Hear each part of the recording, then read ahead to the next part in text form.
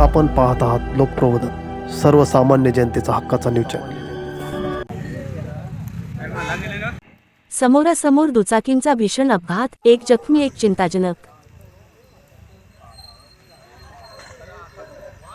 1 April रोजी सायंकाळी सुमारे 7 वाजेच्या सुमारास अलियाबाद जवळ दुचाकींचा समोरासमोर भीषण अपघात झाला। या अपघातात दोन्ही दुचाकी स्वार जखमी झाले असून एकाची प्रकृती चिंताजनक असल्याची माहिती मिळत आहे। मिळालेल्या माहितीनुसार MH 41 BC 3416 आणि MH 41 BC 1056 या दोन दुचाकीमध्ये जोरदार धडक झाली। अपघातावेळी एका दुचाकीवर वसंत भामरे वय 35 व दिलीप शिवाजी पवार वय 40 राहणार नामपूर, तर दुसऱ्या दुचाकीवर समाधान पुंडलिक पवार वय 28, ईश्वर दिलीप पवार वय 27 व संजय बाळू सोनवणे वय 28 हे प्रवास करत होते। या अपघातात सर्व जखमी झाले असून समाधान पवार यांची प्रकृती चिंताजनक आहे।